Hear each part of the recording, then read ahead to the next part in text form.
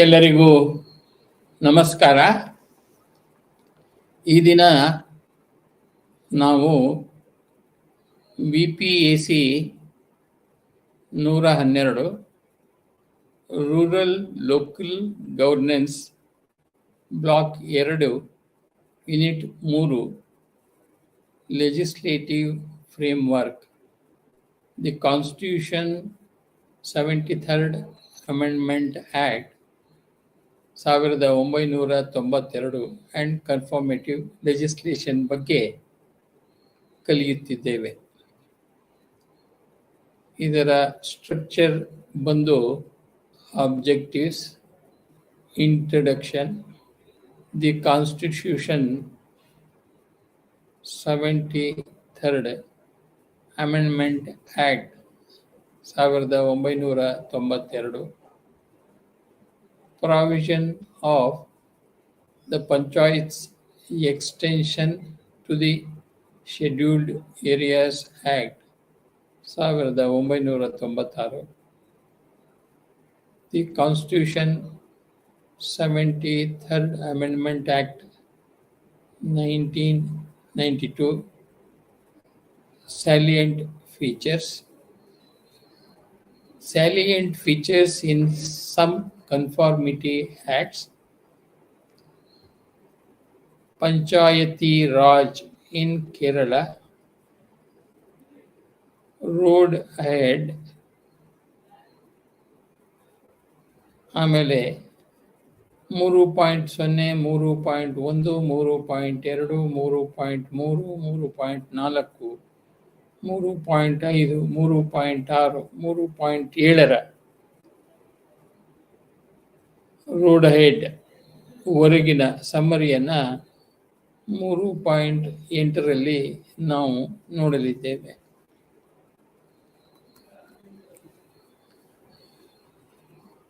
ಕನ್ನಡಕ್ಕೆ ನಾವು ತರ್ಜುಮೆ ಮಾಡಿಕೊಂಡಾಗ ಅಥವಾ ಅನುವಾದ ಮಾಡಿದಾಗ ಇದು BPAC 112 ಗ್ರಾಮೀಣ ಸ್ಥಳೀಯ ಆಡಳಿತ ಬ್ಲಾಕ್ 2 ಘಟಕ 3 ಶಾಸಕಾಂಗ ಚೌಕಟ್ಟು ಸಂವಿಧಾನ 76ರ 3ನೇ ತಿದ್ದುಪಡಿ ಕಾಯಿದೆ 1992 ಮತ್ತು ದೃಢೀಕರಣ ಶಾಸನಗಳು. ಇದರಲ್ಲಿ ನಾವು ರಚನೆ, ಉದ್ದೇಶಗಳು, ಪರಿಚಯ, ಸಂವಿಧಾನ 73ನೇ ತಿದ್ದುಪಡಿ ಕಾಯ್ದೆ 1992, ಪಂಚಾಯತ್ಗಳ ನಿಬಂಧನೆ ಪರಿಶಿಷ್ಟ ಪ್ರದೇಶಗಳಿಗೆ ವಿಸ್ತರಣೆ ಕಾಯ್ದೆ 1996, 3.4 ಸಂವಿಧಾನ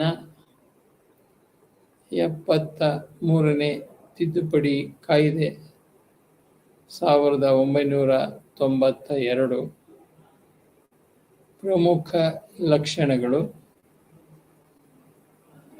3.5 ಕೆಲವು ಅನುಸರಣೆ ಕಾಯ್ದೆಗಳಲ್ಲಿ ಪ್ರಮುಖ ಲಕ್ಷಣಗಳು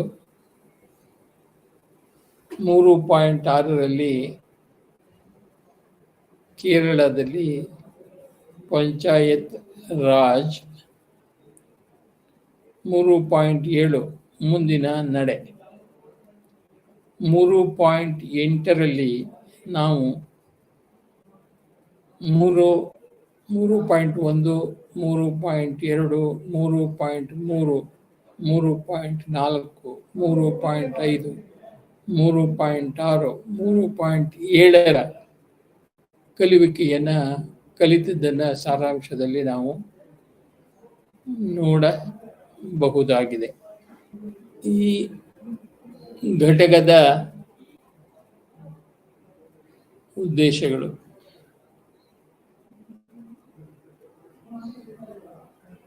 ಇಂದು ನಾವು ಈ ಘಟಕದಲ್ಲಿ ಕೆಳಗಿನವುಗಳ ಬಗ್ಗೆ ತಿಳಿಯುತ್ತೇವೆ.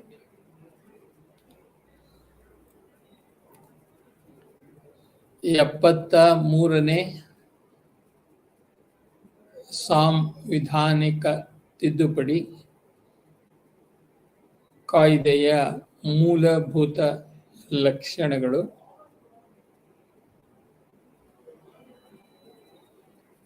ಗ್ರಾಮೀಣ ಸ್ಥಳೀಯರಿಗೆ ಸಂಬಂಧಿಸಿದಂತೆ ಸಾಂವಿಧಾನಿಕ ನಿಬಂಧನೆಗಳು ಹಾಗೂ ಆಡಳಿತ,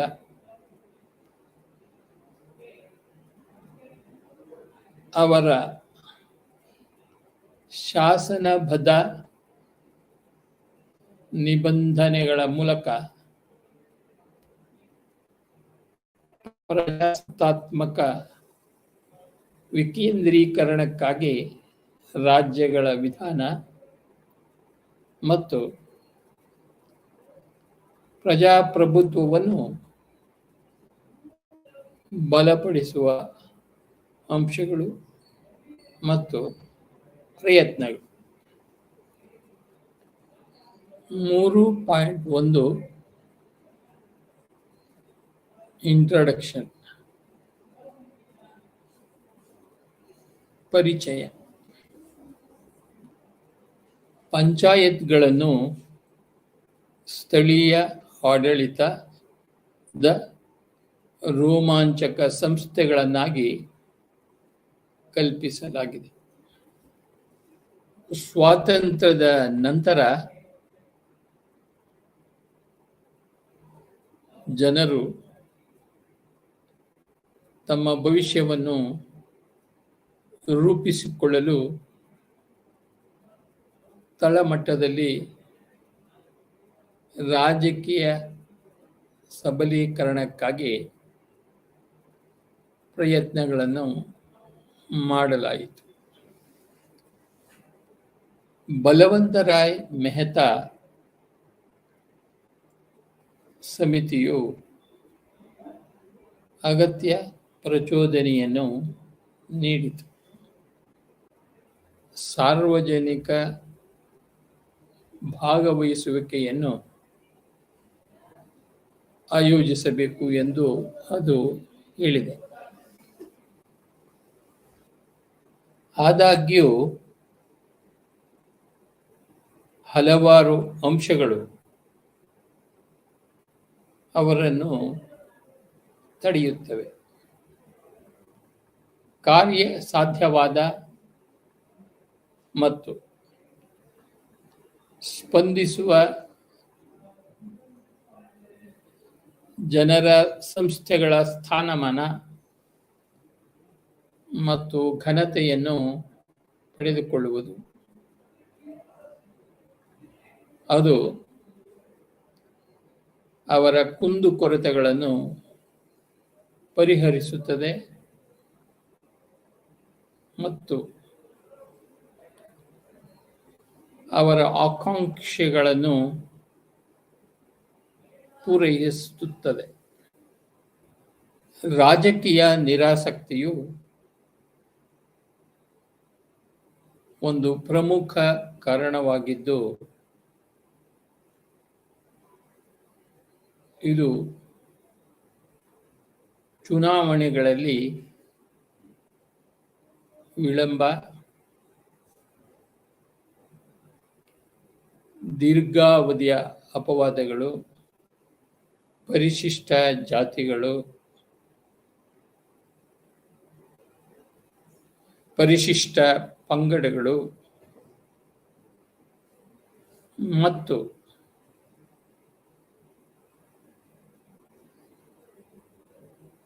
ಮಹಿಳೆಯರಂತಹ ದುರ್ಬಲ ವರ್ಗಗಳ ಸಾಕಷ್ಟು ಪ್ರಾತಿನಿಧ್ಯ ಮತ್ತು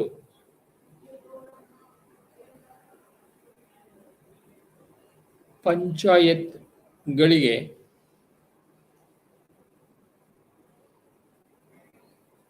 ಅಧಿಕಾರ ಮತ್ತು ಹಣದ ಅಸಮರ್ಪಕ ವಿಕೇಂದ್ರೀಕರಣಕ್ಕೆ ಕಾರಣವಾಯಿತು. ರಾವ್ ಪಂಚಾಯತ್ ರಾಜ್ ಇನ್ಸ್ಟಿಟ್ಯೂಷನ್ನ ರಚನೆಯು ಅಗತ್ಯವಾದ ಅಭಿವೃದ್ಧಿಪಡಿಸಲಿಲ್ಲ ಮತ್ತು ಕೆಳಗಿನ ಕಾರಣಗಳಿಂದಾಗಿ ಗ್ರಾಮೀಣ ಅಭಿವೃದ್ಧಿಯ ಅಗತ್ಯಗಳನ್ನು ಪೂರೈಸಲು ವಿಫಲವಾಗಿದೆ ಎಂದು ಗಮನಿಸಿದರು. ಸ್ಥಳೀಯ ಮಟ್ಟದ ಸಂಸ್ಥೆಗಳಿಗೆ ಅಧಿಕಾರ ಮತ್ತು ಸಂಪನ್ಮೂಲಗಳ ಹಂಚಿಕೆಗೆ ರಾಜ್ಯ ಮಟ್ಟದಲ್ಲಿ ರಾಜಕೀಯ ಮತ್ತು ಅಧಿಕಾರಶಾಹಿ ಪ್ರತಿರೋಧ. ಎರಡನೆಯದು ವಿವಿಧ ಕಲ್ಯಾಣ ಯೋಜನೆಗಳ ಪ್ರಯೋಜನಗಳಲ್ಲಿ ಹೆಚ್ಚಿನ ಪಾಲನ್ನು ಮೂಲೆಗುಂಪು ಮಾಡಿದ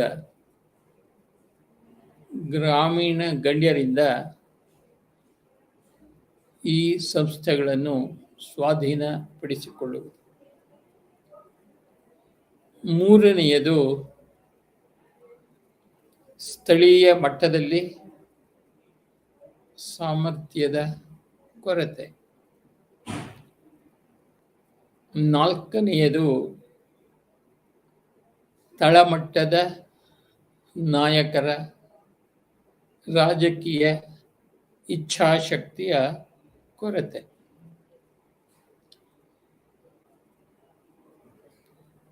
ಇಂತಹ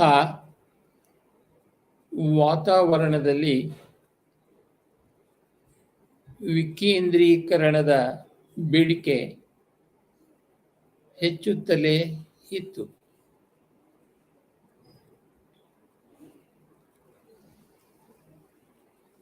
ಈ ಕಾಳಜಿಯನ್ನು ಪರಿಹರಿಸಲು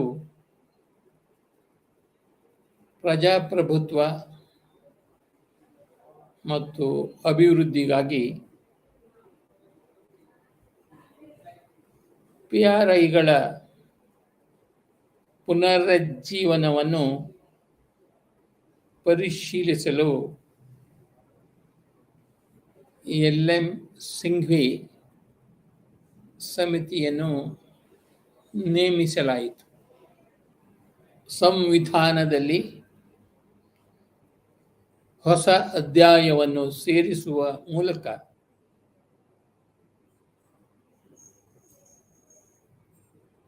ಸ್ಥಳೀಯ ಸ್ವಸರ್ಕಾರವನ್ನು ಸಾಂವಿಧಾನಿಕವಾಗಿ ಗುರುತಿಸಬೇಕಾಗುತ್ತದೆ, ರಕ್ಷಿಸಬೇಕಾಗುತ್ತದೆ ಹಾಗೂ ಸಂರಕ್ಷಿಸಬೇಕಾಗುತ್ತದೆ ಎಂದು ಅದು ಶಿಫಾರಸು ಮಾಡಿದೆ. 3.2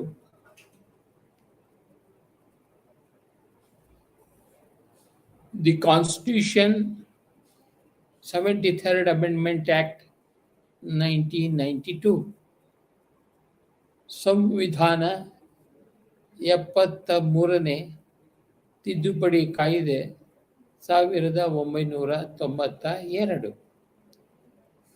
ಆಗಿನ ಪ್ರಧಾನಿ ರಾಜೀವ್ ಗಾಂಧಿಯವರು ಈ ಕಲ್ಪನೆಯನ್ನು ಅನುಮೋದಿಸಿದರು ಮತ್ತು 64ನೇ ಸಾಂವಿಧಾನಿಕ ತಿದ್ದುಪಡಿ ಮಸೂದೆಯನ್ನು 1989ರಲ್ಲಿ ಮಂಡಿಸಿದರು. ಆದರೆ ಅದು ರಾಜ್ಯಸಭೆಯಲ್ಲಿ ಸೋಲು ಕಂಡಿತು. ತರುವಾಯ ನರಸಿಂಹರಾವ್ ಸರ್ಕಾರವು ಪ್ರಾಯೋಗಿಕವಾಗಿ ಮತ್ತು ಸಾಮಾನ್ಯ ಒಮ್ಮತದ ಆಧಾರದ ಮೇಲೆ 73ನೇ ಸಾಂವಿಧಾನಿಕ ತಿದ್ದುಪಡಿ ಕಾಯ್ದೆ ಕಾನ್ಸ್ಟಿಟ್ಯೂಷನ್ ಅಮೆಂಡ್ಮೆಂಟ್ ಆಕ್ಟ್ ಅನ್ನು 22 ಡಿಸೆಂಬರ್ 1992ರಂದು ಅಂಗೀಕರಿಸಿತು. ಅರ್ಧಕ್ಕಿಂತ ಹೆಚ್ಚು ರಾಜ್ಯ ಅಸೆಂಬ್ಲಿಗಳ ಅನುಮೋದನೆಯ ನಂತರ ಮತ್ತು ಅಧ್ಯಕ್ಷರ ಒಪ್ಪಿಗೆಯನ್ನು ಪಡೆದ ನಂತರ ಕಾಯ್ದೆಯು 24ನೇ ಏಪ್ರಿಲ್ 1993ರಂದು ಜಾರಿಗೆ ಬಂದಿತು. 73ನೇ ಕಾನ್ಸ್ಟಿಟ್ಯೂಷನ್ ಅಮೆಂಡ್ಮೆಂಟ್ ಆಕ್ಟ್ ಜಾರಿಯಾದ 1 ವರ್ಷದೊಳಗೆ ರಾಜ್ಯಗಳು ತಮ್ಮ ಅನುಸರಣೆ ಕಾಯ್ದೆಗಳನ್ನು ರೂಪಿಸಲು ಕಡ್ಡಾಯಗೊಳಿಸಲಾಯಿತು.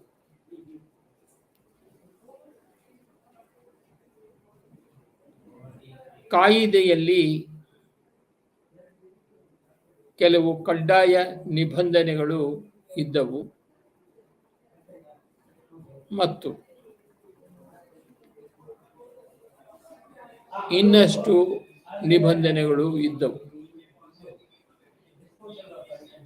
ಆಯಾ ರಾಜ್ಯ ಸರ್ಕಾರಗಳ ವಿವೇಚನೆಗೆ ಬಿಡಲಾಗಿತ್ತು. ಅದನ್ನು ಅವರು ಇಟ್ಟುಕೊಂಡು ಕಾರ್ಯಗತಗೊಳಿಸಬೇಕಾಗಿತ್ತು.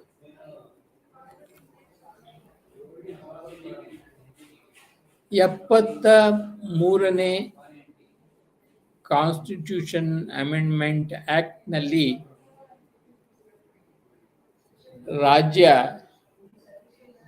ಶಾಸಕಾಂಗ ಮತ್ತು ಪಂಚಾಯತ್ಗಳ ನಡುವಿನ ಅಧಿಕಾರ ವಿಕೇಂದ್ರೀಕರಣವು ವಿವೇಚನೆಗೆ ಒಳಪಟ್ಟಿದೆ ಮತ್ತು ಇದು ಕಾನ್ಸ್ಟಿಟ್ಯೂಷನ್ ಅಮೆಂಡ್ಮೆಂಟ್ ಆಕ್ಟ್ನ ಕಾರ್ಡಿನಲ್ ಪ್ರಧಾನ ನಿಬಂಧನೆಗಳ ಅನುಷ್ಠಾನದ ಅಂಶವನ್ನು ರಾಜ್ಯ ಶಾಸನಗಳ ಉದ್ದೇಶ ಮತ್ತು ಬಲದ ಮೇಲೆ ಹೆಚ್ಚಿನ ಪ್ರಮಾಣದಲ್ಲಿ ಅವಲಂಬಿಸಿದೆ. ಕಾನ್ಸ್ಟಿಟ್ಯೂಷನ್ ಅಮೆಂಡ್ಮೆಂಟ್ ಆಕ್ಟ್ನಿಂದ ಈ ಸಂಸ್ಥೆಗಳನ್ನು ಸರ್ಕಾರದ ಸಂಸ್ಥೆಗಳನ್ನಾಗಿ ಮಾಡುವ ಗುರಿಯನ್ನು ಹೊಂದಿದೆ. ಆದಾಗ್ಯೂ ಎಲ್ಲ ಅನುಸರಣೆ ಕಾಯ್ದೆಗಳು ಒಂದೇ ರೀತಿಯ ಆಶಯಗಳನ್ನು ಪ್ರತಿಬಿಂಬಿಸುವುದಿಲ್ಲ. ವಾಸ್ತವವಾಗಿ ಪಶ್ಚಿಮ ಬಂಗಾಳ, ಬಿಹಾರ ಮತ್ತು ತ್ರಿಪುರದಂತಹ ಕೆಲವೇ ಅನುಸರಣಾ ಕಾಯ್ದೆಗಳು ಪಂಚಾಯತ್ಗಳಿಗೆ ಸರ್ಕಾರದ ಸಂಸ್ಥೆಗಳಾಗಿ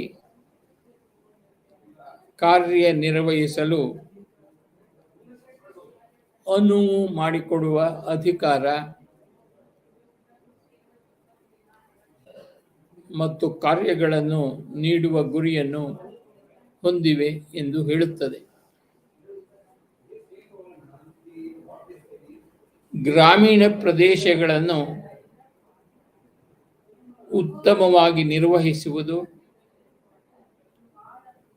ಪಂಚಾಯತ್ ಸಂಸ್ಥೆಗಳ ಉದ್ದೇಶವಾಗಿದೆ ಎಂದು ಹರಿಯಾಣ ಕಾಯ್ದೆ ನಿರ್ದಿಷ್ಟವಾಗಿ ಹೇಳುತ್ತದೆ.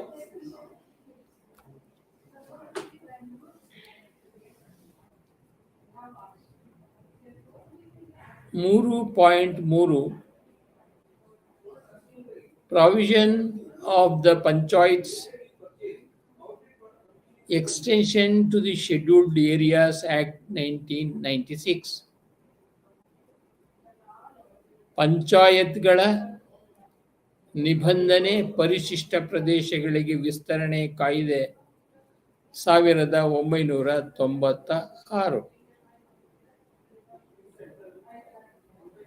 73ನೇ ಕಾನ್ಸ್ಟಿಟ್ಯೂಷನ್ ಅಮೆಂಡ್ಮೆಂಟ್ ಆಕ್ಟ್ನ ಪರಿಶಿಷ್ಟ ಪ್ರದೇಶಗಳು ಮತ್ತು ಬುಡಕಟ್ಟು ಪ್ರದೇಶಗಳನ್ನು ಹೊರತುಪಡಿಸಿದೆ. ಆದರೆ ಸಂಸತ್ತು ಕಾನೂನಿನ ಮೂಲಕ ಈ ಪ್ರದೇಶಗಳಿಗೆ ನಿಬಂಧನೆಗಳನ್ನು ವಿಸ್ತರಿಸುವ ಸಾಧ್ಯತೆಯನ್ನು ತೆರೆದಿಟ್ಟಿದೆ. ಆದಾಗ್ಯೂ Andhra Pradesh, Himachal Pradesh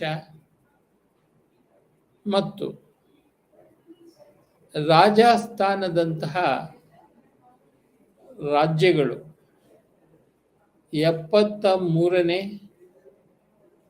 constitution amendment act ಅನ್ನು ಸಂಸತ್ತು ಯಾವುದೇ ಕಾನೂನನ್ನು ಜಾರಿಗೊಳಿಸಿದೆಯೇ ಪರಿಶಿಷ್ಟ ಪ್ರದೇಶಗಳಿಗೆ ವಿಸ್ತರಿಸಿದವು. ಇದನ್ನು ಆಂಧ್ರ ಪ್ರದೇಶ ಹೈಕೋರ್ಟ್ನಲ್ಲಿ ಪ್ರಶ್ನಿಸಲಾಗಿತ್ತು. ತರುವಾಯ ಅಂತಹ ಪ್ರದೇಶಗಳನ್ನು ಕಾನ್ಸ್ಟಿಟ್ಯೂಷನ್ ಅಮೆಂಡ್ಮೆಂಟ್ ಆಕ್ಟ್ ವ್ಯಾಪ್ತಿಗೆ ಹೇಗೆ ತರಬಹುದು ಎಂದು ಶಿಫಾರಸು ಮಾಡಲು ಭೂರಿಯಾ ಸಮಿತಿಯನ್ನು ರಚಿಸಲಾಯಿತು.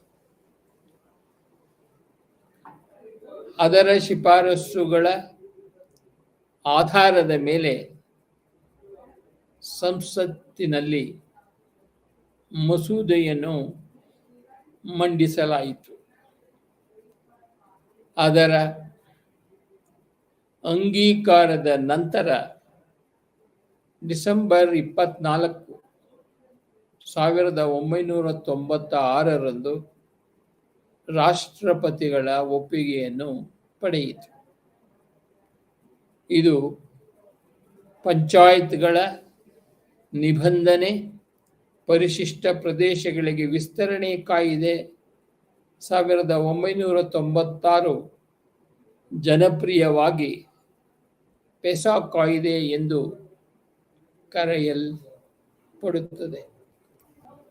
ಇದರ ಪರಿಣಾಮವಾಗಿ ರಾಜ್ಯಗಳು ತಮ್ಮ ಅಸ್ತಿತ್ವದಲ್ಲಿರುವ ಪಂಚಾಯತ್ ಕಾಯ್ದೆಗಳನ್ನು ಪೆಸಾಗೆ ಅನುಗುಣವಾಗಿ 1 ವರ್ಷದೊಳಗೆ ತಿದ್ದುಪಡಿ ಮಾಡುವುದು ಕಡ್ಡಾಯವಾಯಿತು. ಪೆಸಾ ಈಗ 46 ಜಿಲ್ಲೆಗಳಲ್ಲಿ ಸಂಪೂರ್ಣವಾಗಿ ಮತ್ತು 62 ಜಿಲ್ಲೆಗಳಲ್ಲಿ ಭಾಗಶಃ 10 ರಾಜ್ಯಗಳಲ್ಲಿ ಅನ್ವಯಿಸುತ್ತದೆ.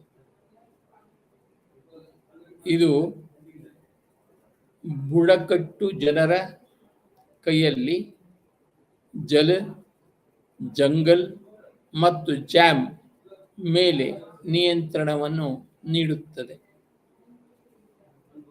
ಪೆಸಾ ಒಟ್ಟು ಸಂಖ್ಯೆಯ ಅರ್ಧದಷ್ಟು ಸ್ಥಾನಗಳನ್ನು ಬುಡಕಟ್ಟು ಜನಾಂಗದವರಿಗೆ ಮೀಸಲಿಡಲಾಗುವುದು ಮತ್ತು ಪಂಚಾಯತ್ ಅಧ್ಯಕ್ಷರು ಅಥವಾ ಎಲ್ಲ ಹಂತಗಳಲ್ಲಿ ಬುಡಕಟ್ಟು ಸಮುದಾಯದವರಾಗಿರಬೇಕು ಎಂದು ಹೇಳುತ್ತದೆ. ಪೆಸಾದ ನಿಬಂಧನೆಗಳನ್ನು ಬಲಪಡಿಸುವ ಉದ್ದೇಶದಿಂದ ನಂತರ ಹಲವಾರು ಸಮಿತಿಗಳನ್ನು ರಚಿಸಲಾಗಿದೆ.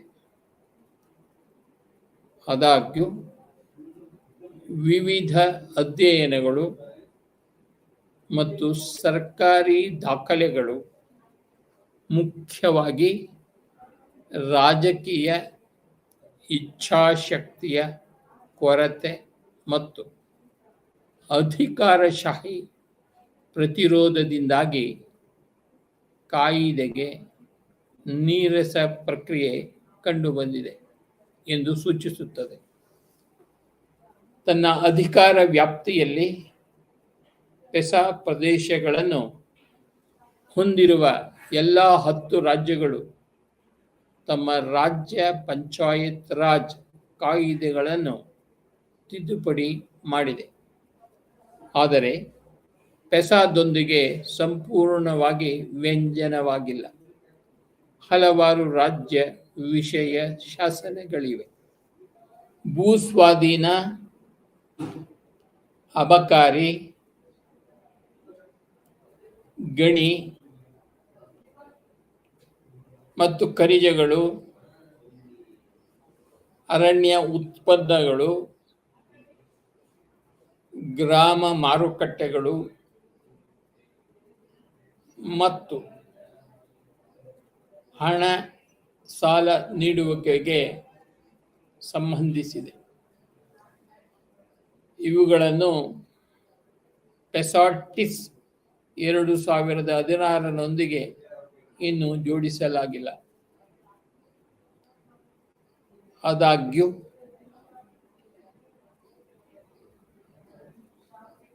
ಐದನೇ ಮತ್ತು 6ನೇ ಪರಿಶಿಷ್ಟ ಪ್ರದೇಶಗಳಿಗೆ ಅನುದಾನವನ್ನು ಒದಗಿಸುವ 15ನೇ ಹಣಕಾಸು ಆಯೋಗದಂತಹ ಇತ್ತೀಚಿನ ನಿಬಂಧನೆಗಳು ಉತ್ತಮವಾದ ಕೆಲವು ಬದಲಾವಣೆಗಳನ್ನು ತರಬಹುದು. The constitution 73rd Amendment Act salient features. ಸಂವಿಧಾನ 73ನೇ ತಿದ್ದುಪಡಿ ಕಾಯ್ದೆ 1992 ಪ್ರಮುಖ ಲಕ್ಷಣಗಳು.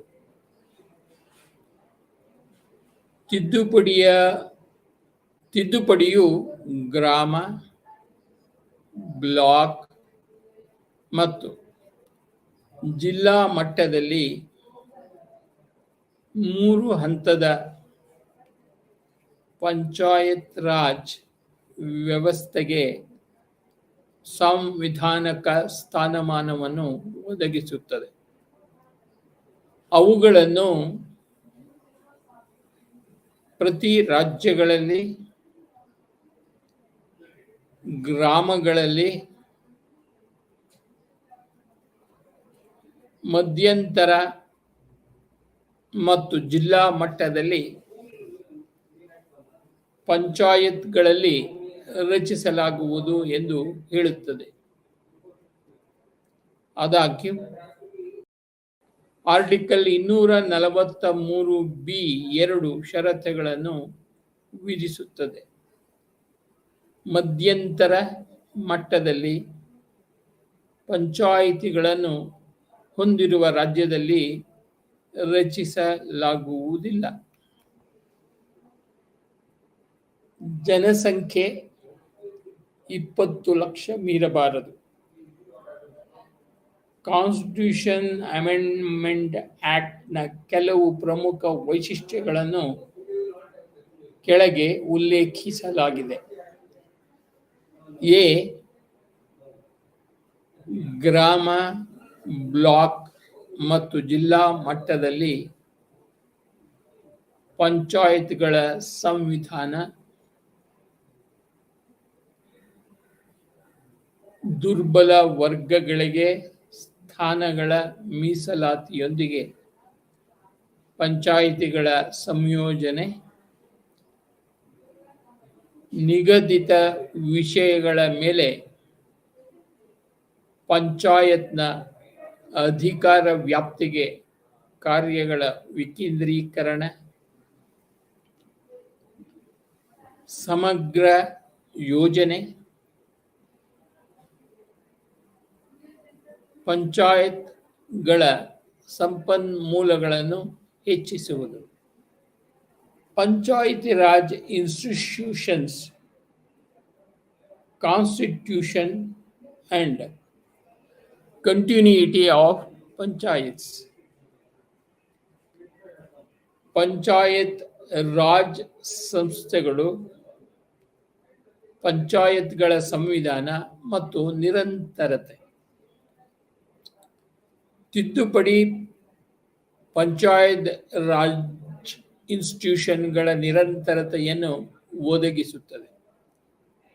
ಅನುಚ್ಛೇದ 243(1) ಪ್ರತಿ ಪಂಚಾಯತ್ ಸದ್ಯಕ್ಕೆ ಜಾರಿಯಲ್ಲಿರುವ ಯಾವುದೇ ಕಾನೂನಿನ ಅಡಿಯಲ್ಲಿ ಶೀಘ್ರವಾಗಿ ವಿಸರ್ಜಿಸದಿದ್ದರೆ ಅದರ ಮೊದಲ ಸಭೆಗೆ ನಿಗದಿಪಡಿಸಿದ ದಿನಾಂಕದಿಂದ 5 ವರ್ಷಗಳವರೆಗೆ ಮುಂದುವರಿಯುತ್ತದೆ ಮತ್ತು ಇನ್ನು ಮುಂದೆ ಇರುವುದಿಲ್ಲ. ಷರತ್ತು 4 ಮತ್ತಷ್ಟು ಒದಗಿಸುತ್ತದೆ. ಪಂಚಾಯಿತಿಯನ್ನು ಅದರ ಅವಧಿ ಮುಗಿಯುವ ಮೊದಲು ವಿಸರ್ಜಿಸಿದ ಮೇಲೆ ರಚಿಸಲಾದ ಪಂಚಾಯಿತಿಯು ವಿಸರ್ಜಿಸಲ್ಪಡದಿದ್ದಲ್ಲಿ ವಿಸರ್ಜನೆಗೊಂಡ ಪಂಚಾಯತ್ ಮುಂದುವರಿಯುವ ಉಳಿದ ಅವಧಿಗೆ ಮಾತ್ರ ಮುಂದುವರಿಯುತ್ತದೆ. ಕಾಂಪೋಸಿಷನ್ ಆಫ್ ಪಂಚಾಯತ್ಸ್, ಪಂಚಾಯಿತಿಗಳ ಸಂಯೋಜನೆ. ಈ ಕಾಯ್ದೆಯು 3 ಹಂತಗಳಲ್ಲಿ ಎಲ್ಲ ಸ್ಥಾನಗಳಿಗೆ ನೇರ ಚುನಾವಣೆಯನ್ನು ಒದಗಿಸುತ್ತದೆ.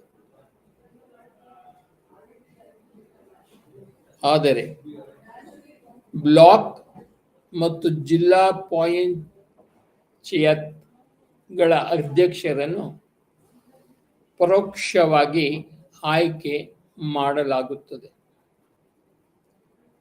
ಆರ್ಟಿಕಲ್ 243(c)(2) ಮತದಾರರ ಪಟ್ಟಿಯ ಮೇಲ್ವಿಚಾರಣೆ, ನಿರ್ದೇಶನ ಮತ್ತು ನಿಯಂತ್ರಣ ಸೇರಿದಂತೆ ಪಂಚಾಯತ್ಗಳಿಗೆ ಎಲ್ಲ ಚುನಾವಣೆಗಳನ್ನು ನಡೆಸುವುದು ರಾಜ್ಯ ಚುನಾವಣಾ ಆಯೋಗದ ಜವಾಬ್ದಾರಿಯಾಗಿದೆ. ರಾಜ್ಯ ಚುನಾವಣಾ ಆಯುಕ್ತರನ್ನು ರಾಜ್ಯದ ರಾಜ್ಯಪಾಲರು ನೇಮಿಸುತ್ತಾರೆ. ಬ್ಲಾಕ್ ಪಂಚಾಯತ್ ಪ್ರತಿ ಗ್ರಾಮ ಪಂಚಾಯತ್ನಿಂದ ಎಲ್ಲ ಸರಪಂಚಗಳು ಮತ್ತು ಉಪ ಸರಪಂಚಕರನ್ನು ಒಳಗೊಂಡಿರುತ್ತದೆ. ಜೊತೆಗೆ ಶಾಸಕಾಂಗ ಸಭೆಯ ಸದಸ್ಯರು ಅಂದರೆ MLAಗಳು ಮತ್ತು ಸಂಸದರು ಅಂದರೆ MP ಗಳು ಅವರು ಬ್ಲಾಕ್ನ ಭಾಗ ಮತ್ತು ಸಹಕಾರಿ ಸಂಘದ ಪ್ರತಿನಿಧಿಯಂತೆ ಸಹವರ್ತಿ ಸದಸ್ಯರನ್ನು ಒಳಗೊಂಡಿರುತ್ತದೆ. ಕೆಲವು ರಾಜ್ಯಗಳಲ್ಲಿ ಕೆಲವು ಸ್ಥಾನಗಳಿಗೆ ಬ್ಲಾಕ್ ಪಂಚಾಯತ್ಗೆ ನೇರ ಚುನಾವಣೆಯೂ ಇದೆ. ಪ್ರತಿ ಗ್ರಾಮ ಪಂಚಾಯತ್ನಿಂದ ಚುನಾಯಿತ ಪ್ರತಿನಿಧಿಗಳು ಬರುತ್ತಾರೆ. ಉದಾಹರಣೆಗೆ ಉತ್ತರ ಪ್ರದೇಶದ ಕ್ಷೇತ್ರ ಪಂಚಾಯತ್ ಒಳಗೊಂಡಿದೆ. ಖಂಡದಲ್ಲಿರುವ ಗ್ರಾಮ ಪಂಚಾಯತ್ಗಳ ಎಲ್ಲ ಪ್ರಧಾನರು, ಚುನಾಯಿತ ಸದಸ್ಯರು ಪಂಚಾಯತ್ ಪ್ರದೇಶದಲ್ಲಿನ ಪ್ರಾದೇಶಿಕ ಕ್ಷೇತ್ರಗಳಿಂದ ನೇರ ಚುನಾವಣೆಯ ಮೂಲಕ ಆಯ್ಕೆ ಮಾಡಲ್ಪಡುತ್ತಾರೆ ಮತ್ತು ಈ ಉದ್ದೇಶಕ್ಕಾಗಿ ಪಂಚಾಯತ್ ಪ್ರದೇಶವನ್ನು ಪ್ರಾದೇಶಿಕ ಕ್ಷೇತ್ರಗಳನ್ನಾಗಿ ವಿಂಗಡಿಸಬೇಕಾಗುತ್ತದೆ. ಅದು ಪ್ರಾಯೋಗಿಕವಾಗಿ ಪ್ರತಿ ಪ್ರಾದೇಶಿಕ ಕ್ಷೇತ್ರವು 2000 ಜನಸಂಖ್ಯೆಯನ್ನು ಹೊಂದಿರುತ್ತದೆ. ಸಂಪೂರ್ಣ ಅಥವಾ ಭಾಗಶಃ ಖಂಡವನ್ನು ಒಳಗೊಂಡಿರುವ ವಿಧಾನಸಭಾ ಕ್ಷೇತ್ರಗಳನ್ನು ಪ್ರತಿನಿಧಿಸುವ ರಾಜ್ಯದ ಪ್ರತಿನಿಧಿಗಳು ಮತ್ತು ಶಾಸಕಾಂಗ ಸಭೆಯ ಸದಸ್ಯರು ಮತ್ತು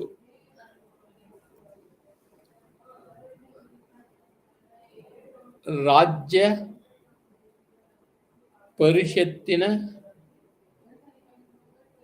ಸದಸ್ಯರು ಮತ್ತು ರಾಜ್ಯ ವಿಧಾನ ಪರಿಷತ್ತಿನ ಸದಸ್ಯರು ಖಂಡದೊಳಗೆ ಮತದಾರರಾಗಿ ನೋಂದಾಯಿಸಲಾಗಿದೆ.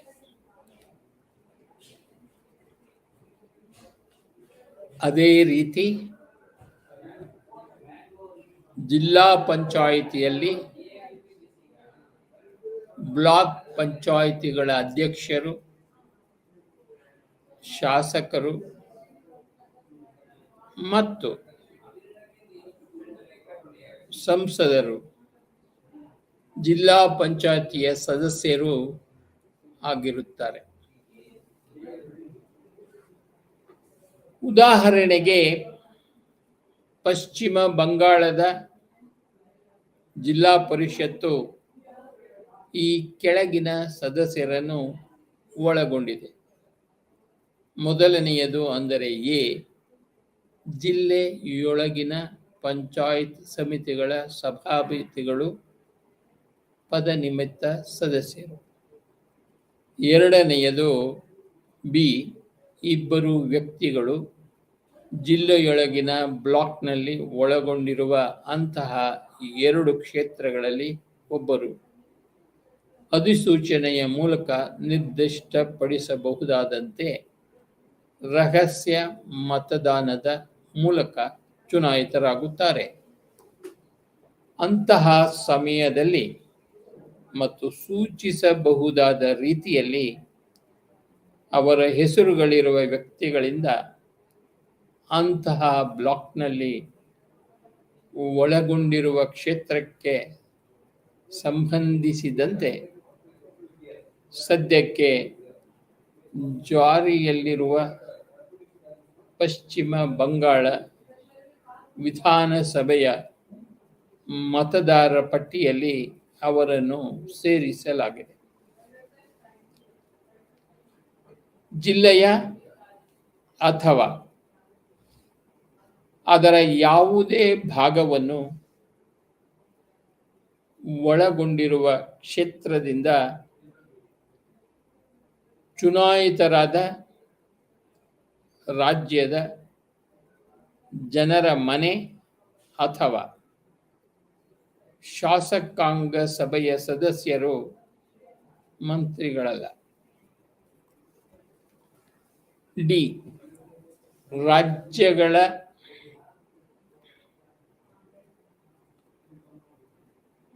ಪರಿಷತ್ತಿನ ಸದಸ್ಯರು ಮಂತ್ರಿಗಳಾಗಿರದೆ ಜಿಲ್ಲೆಯಲ್ಲಿ ವಾಸಸ್ಥಳವನ್ನು ಹೊಂದಿರುತ್ತಾರೆ.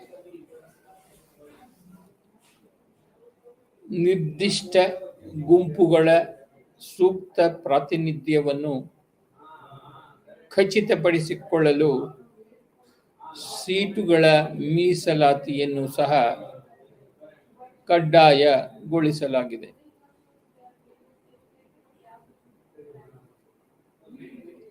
ಆ ಪಂಚಾಯತ್ ಪ್ರದೇಶದಲ್ಲಿ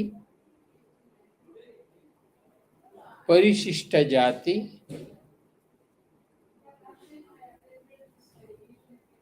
ಮತ್ತು ಪರಿಶಿಷ್ಟ ಪಂಗಡಗಳಿಗೆ ಅವರ ಜನಸಂಖ್ಯೆಯ ಅನುಪಾತದಲ್ಲಿ ಸ್ಥಾನಗಳ ಮೀಸಲಾತಿ ಇದೆ. Article 243D.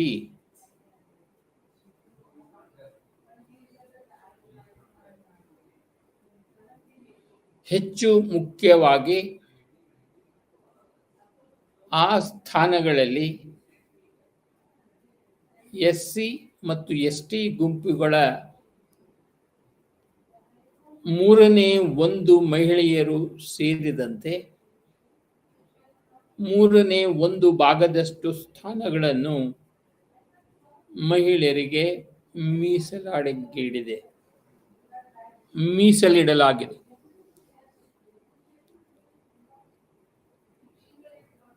ಅಧ್ಯಕ್ಷರ ಕಚೇರಿಗಳ ಒಟ್ಟು ಸಂಖ್ಯೆಯ 1/3 ಪ್ರತಿ ಹಂತದ ಪಂಚಾಯತ್ಗಳನ್ನು ಮಹಿಳೆಯರಿಗೆ ಮೀಸಲಿಡಬೇಕಾಗುತ್ತದೆ. ಆದಾಗ್ಯೂ ಪ್ರಸ್ತುತ ಆಂಧ್ರ ಪ್ರದೇಶ,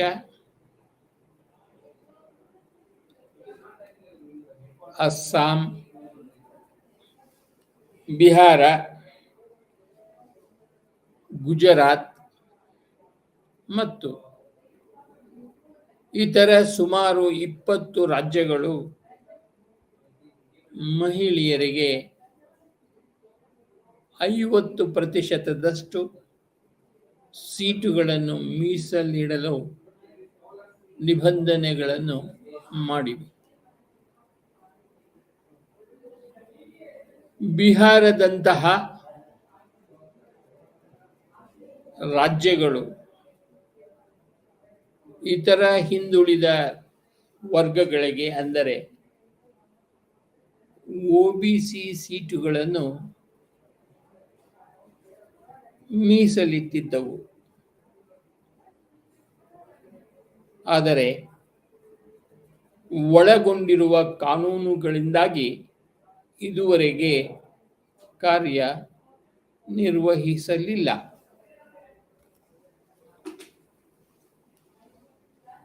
ಕಾಯ್ದಿರಿಸಬೇಕಾದ ಕಚೇರಿಗಳ ಸಂಖ್ಯೆಯು ರಾಜ್ಯದಲ್ಲಿನ ನಿರ್ದಿಷ್ಟ ವರ್ಗದ ಜನಸಂಖ್ಯೆಯ ಅನುಪಾತದಲ್ಲಿರಬೇಕು ಎಂದು ಕಡ್ಡಾಯಗೊಳಿಸಲಾಗಿದೆ. ಇವುಗಳು ಹಾಗೂ ಇವುಗಳನ್ನು ಯಾವ ರೀತಿಯಲ್ಲಿ ನಡೆಸುವುದು ಎಂಬುದು ರಾಜ್ಯ ಕಾಯ್ದೆಗಳಿಗೆ ಬಿಟ್ಟದ್ದು. ಮೀಟಿಂಗ್ಸ್ ಆಫ್ ದ ಗ್ರಾಮ ಸಭಾ, ಗ್ರಾಮ ಸಭೆಯ ಸಭೆಗಳು. ಗ್ರಾಮ ಸಭೆಗೆ ಸಾಂವಿಧಾನಿಕ ಸ್ಥಾನಮಾನವೂ ಇದೆ. 243A ವಿಧಿಯು ಗ್ರಾಮ ಸಭೆಯು ಅಂತಹ ಅಧಿಕಾರಗಳನ್ನು ಚಲಾಯಿಸಬಹುದು ಮತ್ತು ರಾಜ್ಯದ ಶಾಸಕಾಂಗವು ಕಾನೂನಿನ ಮೂಲಕ ಒದಗಿಸಬಹುದಾದಂತಹ ಗ್ರಾಮ ಮಟ್ಟದಲ್ಲಿ ಅಂತಹ ಕಾರ್ಯಗಳನ್ನು ಮಾಡಬಹುದು ಎಂದು ಹೇಳುತ್ತದೆ. ಆದಾಗ್ಯೂ ಗ್ರಾಮ ಸಭೆಯ ಸದಸ್ಯರ ಪರಿಣಾಮಕಾರಿ ಭಾಗವಹಿಸುವಿಕೆಯನ್ನು ಖಾತ್ರಿಪಡಿಸುವಲ್ಲಿ ಶಾಸನಬದ್ಧ ನಿಬಂಧನೆಗಳು ರಾಜ್ಯಗಳಾದ್ಯಂತ ಭಿನ್ನವಾಗಿರುತ್ತವೆ. ಉದಾಹರಣೆಗೆ, ಉತ್ತರ ಪ್ರದೇಶದಲ್ಲಿ ಪ್ರತಿ ಗ್ರಾಮ ಸಭೆಯು ಪ್ರತಿ ವರ್ಷ 2 ಸಾಮಾನ್ಯ ಸಭೆಗಳನ್ನು ನಡೆಸುವ ನಿರೀಕ್ಷೆ ಇದೆ. ಒಂದು ಖಾರಿಫ್ ಬೆಳೆ ಕೊಯ್ಲು ಮಾಡಿದ ನಂತರ ಮತ್ತು ಇನ್ನೊಂದು ರಬಿ ಬೆಳೆ ಕೊಯ್ಲು ಮಾಡಿದ ನಂತರ. ಅದು ಸಂಬಂಧಪಟ್ಟ ಪ್ರಧಾನರ ಅಧ್ಯಕ್ಷದಲ್ಲಿ ನಡೆಯಲಿದೆ.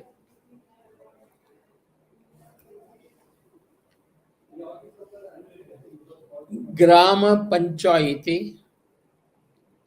ಗ್ರಾಮ ಸಭೆಯ ಯಾವುದೇ ಸಭೆಗೆ ಸದಸ್ಯರ ಸಂಖ್ಯೆಯ 1/5 ಭಾಗವು ಕೋರಂ ಅನ್ನು ರಚಿಸಬೇಕು. ಕೋರಂ ಕೊರತೆಯಿಂದ ಮುಂದೂಡಲ್ಪಟ್ಟ ಸಭೆಗೆ ಯಾವುದೇ ಕೋರಂ ಅಗತ್ಯವಿರುವುದಿಲ್ಲ. ಕರ್ನಾಟಕದಲ್ಲಿ ಗ್ರಾಮ ಸಭೆಯ ಸಾಮಾನ್ಯ ಸಭೆಯ ಕೋರಂ ಗ್ರಾಮ ಸಭೆಯಲ್ಲಿನ ಒಟ್ಟು ಮತದಾರರ ಸಂಖ್ಯೆಯ 1/10 ಭಾಗ ಅಥವಾ 100 ಸದಸ್ಯರಿಗಿಂತ ಕಡಿಮೆ ಇರಬಾರದು. ಯಾವುದು ಕಡಿಮೆಯೋ ಅದು. ಮಹಾರಾಷ್ಟ್ರದಲ್ಲಿ ಪ್ರತಿ ಹಣಕಾಸು ವರ್ಷದಲ್ಲಿ 4 ಸಭೆಗಳನ್ನು ನಡೆಸಬೇಕು. ಅದರ ಅಧ್ಯಕ್ಷತೆಯನ್ನು ಸರಪಂಚರು ಅಥವಾ ಅವರ ಅನುಪಸ್ಥಿತಿಯಲ್ಲಿ ಉಪಸರ್ಪಂಚ್ ವಹಿಸುತ್ತಾರೆ.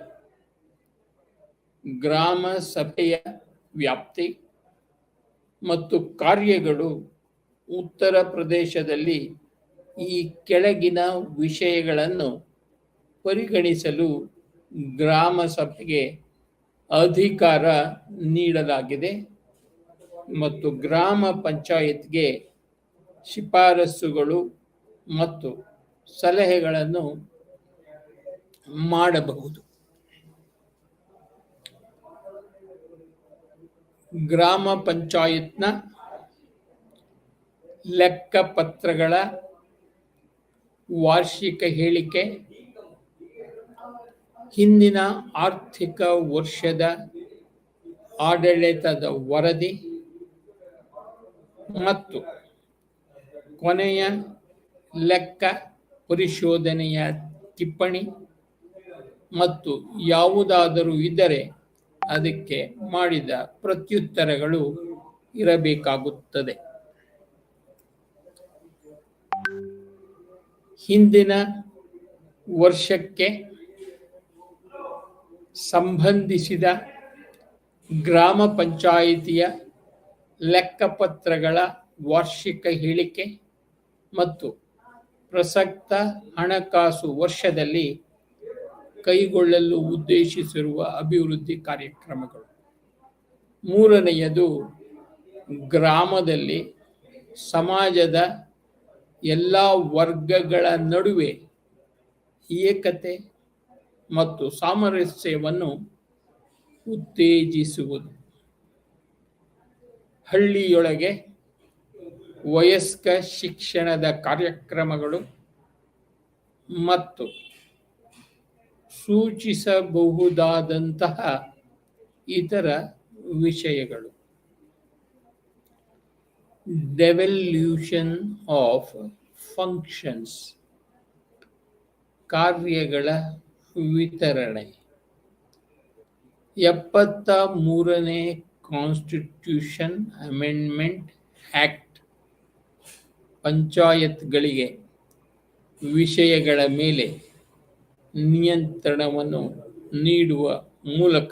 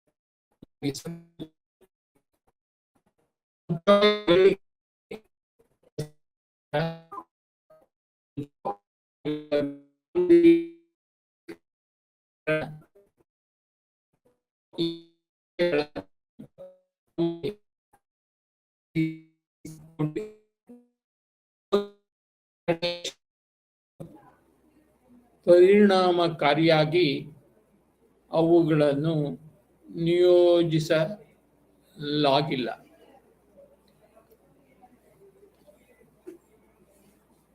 ಕೇರಳದಂತಹ ಕೆಲವನ್ನು ಹೊರತುಪಡಿಸಿ ಹೆಚ್ಚಿನ ರಾಜ್ಯಗಳು ಕೆಲವು ಇದ್ದವು.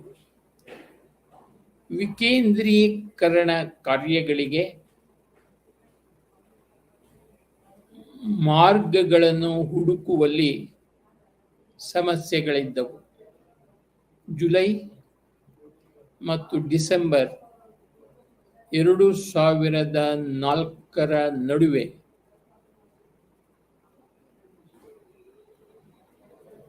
ನಡೆದ ಪಂಚಾಯತ್ ರಾಜ್ ರಾಜ್ಯ ಮಂತ್ರಿಗಳ ದುಂಡು ಮೇಜಿನ ಸಭೆಗಳು ವೈಜ್ಞಾನಿಕ, ಪ್ರಾಯೋಗಿಕ ಮತ್ತು ಪರಿಣಾಮಕಾರಿ ಅಧಿಕಾರ ವಿಕೇಂದ್ರೀಕರಣಕ್ಕಾಗಿ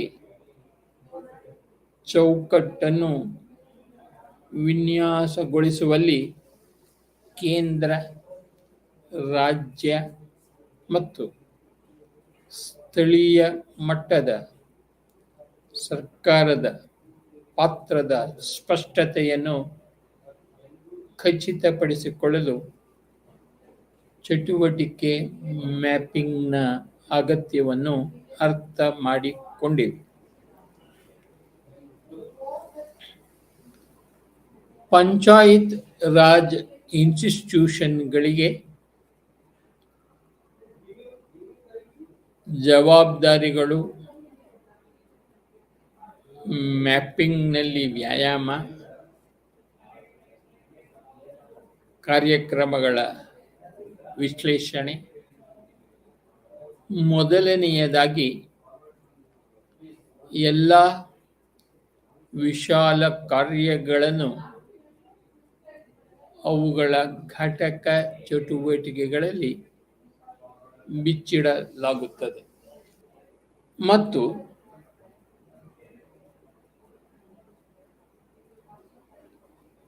ಎರಡನೆಯದಾಗಿ, ಅಂತಹ ಚಟುವಟಿಕೆಗಳನ್ನು ವಸ್ತುನಿಷ್ಠ ಮಾನದಂಡಗಳ ಆಧಾರದ ಮೇಲೆ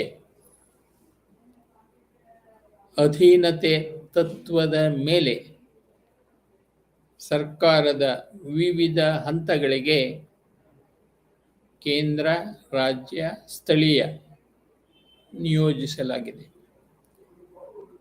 ಪಂಜಾಬ್, ಬಿಹಾರ್ ಮತ್ತು ಉತ್ತರಾಖಂಡದಂತಹ ರಾಜ್ಯಗಳಿಗೆ ಹೋಲಿಸಿದರೆ ಕೇರಳ, ಕರ್ನಾಟಕ, ಪಶ್ಚಿಮ ಬಂಗಾಳ ಮತ್ತು ತಮಿಳುನಾಡಿನಂತಹ ರಾಜ್ಯಗಳು ಕಾರ್ಯಗಳ ವರ್ಗಾವಣೆಯಲ್ಲಿ ತುಲನಾತ್ಮಕವಾಗಿ ಹೆಚ್ಚು ಪರಿಣಾಮಕಾರಿಯಾಗಿದೆ ಎಂಬುದನ್ನು ನಾವು ಗಮನಿಸಬೇಕಾಗುತ್ತದೆ. ಪಂಚಾಯತ್ ರಾಜ್ ಇನ್ಸ್ಟಿಟ್ಯೂಷನ್ಗಳ 3 ಹಂತಗಳ ನಡುವಿನ ಸಂಬಂಧವು ಕಾರ್ಯಗಳ ವಿಕೇಂದ್ರೀಕರಣದಲ್ಲಿ ಪ್ರಮುಖ ಅಂಶವಾಗಿದೆ. 73ನೇ ಕಾನ್ಸ್ಟಿಟ್ಯೂಷನ್ ಅಮೆಂಡ್ಮೆಂಟ್ ಆಕ್ಟ್ ವಿವಿಧ ಹಂತದ ಪಂಚಾಯತ್ಗಳ ನಡುವೆ ಜವಾಬ್ದಾರಿಗಳ ಹಂಚಿಕೆಯನ್ನು ಒದಗಿಸಿಲ್ಲ, ಆದರೆ ಅದನ್ನು ರಾಜ್ಯಗಳ ವಿವೇಚನೆಗೆ ಬಿಟ್ಟಿದೆ. ವಿವಿಧ ರಾಜ್ಯಗಳಲ್ಲಿನ ಪರಿಸ್ಥಿತಿಗಳಿನ ವೈವಿಧ್ಯತೆಯ ದೃಷ್ಟಿಯಿಂದ ಇದು ಮುಖ್ಯವಾಗಿದೆ. UNDPಯ ವರದಿಯು ಕೆಲವು ಉಪಯುಕ್ತ ತತ್ವಗಳನ್ನು ಸೂಚಿಸಿದೆ. ಅಧೀನತೆಯ ತತ್ವವನ್ನು ಗಮನದಲ್ಲಿಟ್ಟುಕೊಂಡು ಪರಿಗಣಿಸಬಹುದಾಗಿದೆ. ಕ್ರಿಯಾತ್ಮಕ ದಕ್ಷತೆಗಾಗಿ ಚಟುವಟಿಕೆ ಕನಿಷ್ಠ ಗಾತ್ರದ ಆರ್ಥಿಕತೆ ಅಗತ್ಯವಿದೆ ಮತ್ತು ಪ್ರಯೋಜನದ ಪ್ರದೇಶವು ಅಧಿಕಾರ ವ್ಯಾಪ್ತಿಯನ್ನು ಮೀರಿ ವಿಸ್ತರಿಸಬಾರದು. ಪ್ರಯೋಜನದ ಪ್ರದೇಶವು ಸಂಬಂಧಿಸಿದ ಪಂಚಾಯತ್ ಅಧಿಕಾರ ಮತ್ತು ವ್ಯಾಪ್ತಿಯನ್ನು ಮೀರಿ ವಿಸ್ತರಿಸಬಾರದು. ನಿರ್ದಿಷ್ಟ ಮಟ್ಟದಲ್ಲಿ ಲಭ್ಯವಿರುವ ಆಡಳಿತಾತ್ಮಕ ಸಂಪನ್ಮೂಲಗಳು ಚಟುವಟಿಕೆಯನ್ನು ಸಮರ್ಥ ರೀತಿಯಲ್ಲಿ ನಿರ್ವಹಿಸುವ ಸಾಮರ್ಥ್ಯವನ್ನು ಹೊಂದಿರಬೇಕು. 3 ಹಂತಗಳ ನಡುವೆ ಕಾರ್ಯಗಳ ಸರಿಯಾದ ವಿತರಣೆಯ ಹೊರತಾಗಿಯೂ ವಿವಿಧ ಹಂತಗಳಲ್ಲಿನ ಕಾರ್ಯನಿರ್ವಾಹಕರು ವಿಭಿನ್ನ ರಾಜಕೀಯ ವಿತರಣೆಗಳಿಗೆ ಸೇರಿದವರಾಗಿದ್ದರೆ 3 ಹಂತಗಳ ನಡುವೆ ಘರ್ಷಣೆ ಇನ್ನೂ ಇರುತ್ತದೆ. ಪಂಚಾಯತ್ಗಳು ಹೆಚ್ಚು ರಾಜಕೀಯಗೊಂಡಿರುವುದರಿಂದ ಇದು ಪ್ರಬಲ ಬೆದರಿಕೆಯಾಗಿರಬಹುದು. ಅದರ ವಿಲೇವಾರಿಯಲ್ಲಿ ಲಭ್ಯವಿರುವ ಸಂಪನ್ಮೂಲಗಳ ಹೆಚ್ಚುತ್ತಿರುವ ಪ್ರಭಾವದೊಂದಿಗೆ ವಿವಿಧ ವಿಷಯಗಳ ಬಗ್ಗೆ ಒಮ್ಮತವನ್ನು ರೂಪಿಸುವುದು ತುಂಬಾ ಸವಾಲಿನ ಸಂಗತಿಯಾಗಿದೆ. ಅಧಿಕಾರ ವಿಕೇಂದ್ರೀಕರಣಕ್ಕೆ ಅಡ್ಡಿಯಾಗಿರುವ ಇತರ ಸಮಸ್ಯೆಗಳು ಇವೆ. 29 ವಿಷಯಗಳ ಜವಾಬ್ದಾರಿಗಳನ್ನು ಪ್ಯಾರಾಸಿಟಿ ಏಜೆನ್ಸಿ ನಿರ್ವಹಿಸುತ್ತವೆ. ಹೀಗಾಗಿ ಜನರ ಯೋಜನೆಯ ಅಭಿಯಾನ, ಗ್ರಾಮ ಪಂಚಾಯತ್ ಅಭಿವೃದ್ಧಿ ಯೋಜನೆಯನ್ನು ತಯಾರಿಸಲು ಕರೆದಿರುವ ಗ್ರಾಮ ಸಭೆಯ ಸಭೆಗಳಲ್ಲಿ ಎಲ್ಲ ಇಲಾಖೆಗಳು ಮತ್ತು ಏಜೆನ್ಸಿಗಳ ಅಧಿಕಾರಿಗಳು ಕಡ್ಡಾಯವಾಗಿ ಹಾಜರಿರಬೇಕು. ಅದರ ಸಂಪೂರ್ಣ ಪರಿಣಾಮ ಇನ್ನಷ್ಟೇ ಕಾಣಬೇಕಿದೆ. ಇಲ್ಲಿಗೆ ತಜ್ಞರ ಮತ್ತೊಂದು ಅವಲೋಕನವೆಂದರೆ ಪಂಚಾಯಿತಿಗಳ ಮೇಲಿನ ಅಧಿಕಾರಿಶಾಹಿ ನಿಯಂತ್ರಣ ಇನ್ನೂ ದುರ್ಬಲಗೊಂಡಿಲ್ಲ. ಅಧಿಕಾರಶಾಹಿ ನಿಯಂತ್ರಣವು ಗೋಚರಿಸಿದ್ದರೂ ಸಹ ವಿವಿಧ ಇಲಾಖೆಗಳಿಂದ ಮಂಜೂರಾತಿ ಮತ್ತು ಅನುಮೋದನೆಗಳನ್ನು ಪಡೆಯುವ ಪ್ರಕ್ರಿಯೆಗಳು ಇನ್ನೂ ತುಂಬಾ ತೊಡಕಾಗಿದೆ. ಇಲ್ಲಿಗೆ ಇಂದಿನ ಮೊದಲನೆಯ ಭಾಗ ಮುಗಿದಿದೆ. ಎಲ್ಲರಿಗೂ ನಮಸ್ಕಾರ.